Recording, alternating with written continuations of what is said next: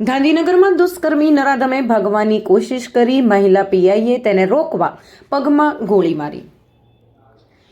ગાંધીનગરના દુષ્કર્મી નરાધમે ભાગવાની કોશિશ કરતા તેને પગમાં ગોળી મારવામાં આવી છે. એને હોસ્પિટલ લાવતા જ આરોપીની સાન ઠેકાણે આવી ગઈ.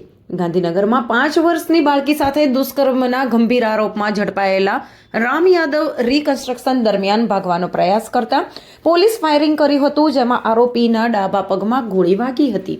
જ્યારે કાર્યવાહી દરમિયાન મહિલા પીઆઈને પણ પગમાં સામાન્ય ઈજા પહોંચી હતી. પોલીસના જણાવ્યા અનુસાર આરોપી રામ યાદવને ઘટના સ્થળે પુરાવા એકત્રિત કરવા માટે લઈ જવાયો હતો. તે દરમિયાન આરોપીએ અચાનક જ ભાગવાનો પ્રયાસ કર્યો હતો. પોલીસ દ્વારા તેને રોકવાનો પ્રયાસ કરવામાં આવ્યો હતો, પરંતુ તે ન માનતા અંતે ફરજિયાત ફાયરિંગ કરવું પડ્યું હતું.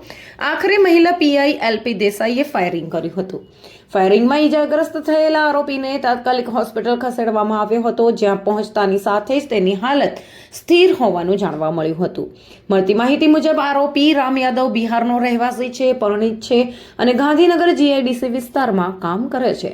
પોલીસ દ્વારા સમગ્ર મામલે કાયદેસરની કાર્યવાહી આગળ ધપાવવામાં આવી છે.